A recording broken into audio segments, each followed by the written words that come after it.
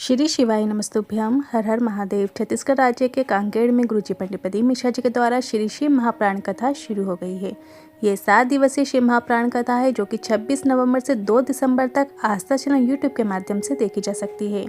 शुरू के 6 दिन ये कथा आप दोपहर में 2 बजे से 5 बजे तक देख पाएंगे और अंतिम दिन की जो कथा रहेगी जो कि 2 दिसंबर की रहेगी वो कथा 1 बजे से 4 बजे तक आप सुन पाएंगे। कथा स्थल का जो एड्रेस है वो इस प्रकार है। कच्चे गांव, भानु प्रतापपुर, जिला उत्तर बस्तर, कांकेर, छत्तीसगढ़ में ये कथा हो रही है। किसी कारणवश यदि आपने आज कथा नहीं सुन पाए हैं तो पूरी कथा का रास्ता आपको इस छोटे से वीडियो से प्राप्त होने वाला है। तो बढ़ते हैं आज की कथा की पहली जानकारी की ओर। गुरुजी ने कहा, भगवान से आपको हमेशा ये प्रार्थना करना चाहिए, भगवान आप हमें कभी पलंग पे मत पटकना, शरीर हमेशा चलता रहे, मंदिर जाता रहूं, अपने कार्य खुद स्वयं करता रहूं। इस तरीके से भगवान से प्रार्थना रोज़ ज़रूर कीजिएगा। बढ़ते हैं आज की कथा की दूसरी जानकारी की ओर। गुरुजी ने कहा, बिना संघर्ष के जीवन में कुछ नहीं प्राप्त हो सकता। इस संसार सागर में ऐसा कोई जन्म नहीं लेता जिसके जीवन में संघर्ष ना हो। संघर्ष करोगे सक्सेसफुल ज़रूर होगे। बढ़ते हैं आज की कथा की तीसरी जानकारी की ओर। दामिनी जी पत्र लेकर आई, लिखती हैं, मेरी 2 बेटी थी पर बेटा ना हो पाने के कारण सब ताने देते थे, पर संतान सुख फिर से नहीं हो रहा था। सफ़ेद आकड़े की जड़ का प्रयोग किया और साथ ही पशुपतिनाथ व्रत भी किया और पंडाल में बैठकर आपकी कथा सुनी, वहाँ पर बैठकर प्रार्थना करी और बाबा कृपा से जुड़वा बेटों ने जन्म लिया है, उसी का आभार व्यक्त करना चाहते हैं। इसके बाद गुरुजी ने कहा, बेटा एक कुल को तारता है पर बेटी जो होती हैं वो 2 कुल को तारती हैं। बढ़ते हैं आज की कथा की चौथी जानकारी की ओर। मार्गशीर्ष माह बहुत पवित्र है क्योंकि इस महीने शिवलिंग का प्राकटोत्सव के रूप में मनाया जाता है और ऐसे महीने में अगर आपको शिव महाप्राण कथा श्रवण करने को मिल रही है, सुनने को मिल रही है, तो इससे अच्छे सौभाग्य की बात और क्या हो सकती है। बढ़ते हैं आज की कथा की 5वीं जानकारी की ओर। भानु प्रताप जी पत्र लेकर आए, लिखते हैं, मेरी नौकरी नहीं लग रही थी, मैंने पशुपतिनाथ व्रत किया और शिवलिंग पर जल अर्पित करना शुरू किया। मेरी नौकरी लग गई और मेरी प्राइवेट नौकरी लगी। इसके बाद मुझे लगा मैंने तो सरकारी नौकरी मांगी थी पर प्राइवेट मिली। मैंने और मेहनत करना शुरू किया और कावड़ यात्रा में शामिल हुआ क्योंकि सुना था कावड़ यात्रा में शामिल होने पर हर कामना पूरी हो जाती है। पशुपतिनाथ व्रत किया और सरकारी नौकरी भी लग गई, उसी का आभार व्यक्त करने आया हूँ। बढ़ते हैं आज की कथा की 6वीं जानकारी की ओर। सुबह की गई प्रार्थना, शाम को की गई आराधना कभी भी खाली नहीं जाती, कि सभी इच्छा निश्चित पूरा करती हैं। बढ़ते हैं आज की कथा की 7वीं जानकारी की ओर। प्रेरणा जी पत्र लेकर आई, लिखती हैं, घर के मंदिर में देवी और देवता दोनों रहते हैं तो हमें प्रतिदिन कौन सी बाती का दीपक लगाना चाहिए, गोल बाती का लगाएं या लंबी बाती का लगाएं।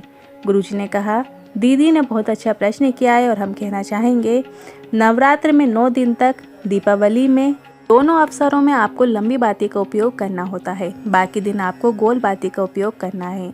और जिस दिन माता की पूजन करते हैं या माता को प्रसन्न करना चाहते हैं तो आपको 2 दीप लगाना है, एक गोल बाती का और एक लंबी बाती का। शिव और शक्ति को प्रसन्न करने की कोशिश करना चाहिए। बढ़ते हैं आज की कथा की 8वीं जानकारी की ओर।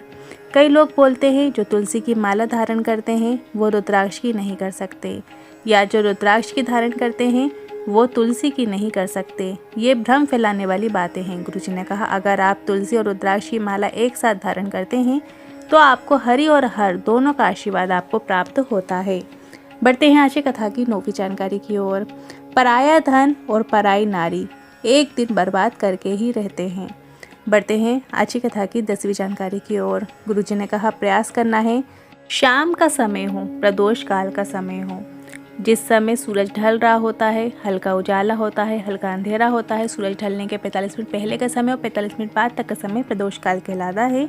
तो शाम के समय, प्रदोष काल के समय, जब हम इस समय दीप लगाकर भगवान की आराधना करते हैं, श्री शिवाय नमस्तुभ्यम मंत्र का जाप करते हैं, तो ऐसा करने से हमारे करोड़ों पुण्यों को प्रबल वो कर देता है और हमारे पापों को क्षीण कर देता है। आप रोज का ऐसा नियम बना सकते हैं। शाम के समय जब हम घर के ही भगवान के मंदिर में जब दीप दान करते हैं, दिया लगाते हैं, भगवान की आरती करते हैं, तो उस समय कुछ क्षण के लिए आप बैठिए और श्री शिवाय नमस्तुभ्यम मंत्र का 1 मिनट, 2 मिनट या 108 बार आप जरूर नाम जाप किया करें। ऐसा नियम कीजिए तो हमारे जो करोड़ों पुण्य होते हैं वो प्रबल हो जाते हैं और हमारे पापों का क्षीण कर देते हैं। तो ये नियम आप कल से शुरू कर सकते हैं या आज शाम से ही आप ये नियम बना सकते हैं। 27 नवंबर मार्गशीर्ष महीना चल ही रहा है, तो आप कल के दिन भी ऐसा मंदिर के सामने दीपदान करके कुछ देर के लिए, कुछ क्षण के लिए ज़रूर बैठिए और श्री शिवाय नमस्तुभ्यं मंत्र का नाम जाप कीजिए। या घर की देहरी पे भी आप एक दिया लंबी बाती का आप लगा सकते हैं। बढ़ते हैं आज की कथा की 11वीं जानकारी की ओर। ममता जी पत्र लेकर आई, लिखती हैं, हम सब सो रहे थे, तब देवरानी के रूम से एकदम चीखने की आवाज़ आई। हम सब डर गए और एकदम गए तो देवरानी को मैंने पहले जल चढ़ाने को कहती थी और जल अपने घर में छिड़काव करने का कहती थी। वो ऐसा ही करती थी। हम आपको बताना चाहेंगे कि पूरे घर की छत जो है देवर देवरानी के ऊपर गिर गई, पर दोनों को और बच्चों को कुछ भी नहीं हुआ। उसी का आभार व्यक्त करने आए हैं। बढ़ते हैं आज की कथा की 12वीं जानकारी की ओर। सुरेंद्र जी पत्र लेकर आए, लिखते हैं, आपका नाम सुना था, देखा था, पर आपको मानता नहीं था। हमारे यहाँ सरपंच के चुनाव होता है। 8 लोगों ने नामांकन भरा था और मुझे लगा हार जाऊंगा। फिर एक शिव भक्त मिला जिसने कथा पंडाल में बैठकर कथा सुनने को कहा और प्रार्थना करने को कहा। मैंने मिट्टी को उठाकर मैंने बाबा से प्रार्थना कर ली और बाबा ने सबसे कम उम्र का मुझे सरपंच बना दिया। उसी का आभार व्यक्त करने आया हूँ। बढ़ते हैं आज की कथा की 13वीं जानकारी की ओर। गुरुजी ने कहा, शिव महापुराण की कथा कहती है, जब कोई सनातनी हमारे सनातन धर्म को आगे बढ़ाने का प्रयास करता है तो हम सबको उसका समर्थन करना चाहिए, पर हम क्या करते हैं, उसे बदनाम करने की कोशिश करते हैं। तो आपको ऐसा नहीं करना है। यदि कोई सनातनी है और हमारे सनातन धर्म को आगे बढ़ाने का प्रयास करता है तो उसका सहयोग करें। कुछ नहीं कर सकते तो कम से कम गलत शब्दों का प्रयोग ना करें, नीचे दिखाने की कोशिश ना करें, किसी भी तरह उसे बदनाम करने की कोशिश ना करें। अब बढ़ते हैं अगली 14वीं जानकारी की ओर। जैसे कि मार्गशीर्ष का महीना चल रहा है और 27 नवंबर है, गुरुवार का दिन पड़ रहा है, साथ ही सप्तमी तिथि पड़ रही है। तो ऐसे में गुरुजी का बताया विशेष उपाय कर सकते हैं, जो आज की ही कथा में गुरुजी ने बताया है। आपको शाम के समय, प्रदोष काल के समय अपने ही घर में दीपदान करना है।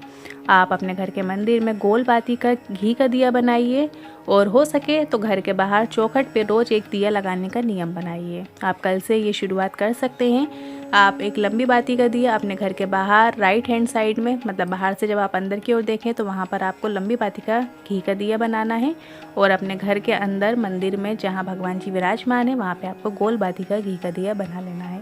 तो एक चीज़ और कहना चाहूँगी, घर में धन संपदा के लिए अपने घर की जो तुलसी माता होती हैं उनके क्यारे के सामने रोज एक दिया आपको ज़रूर लगाना है।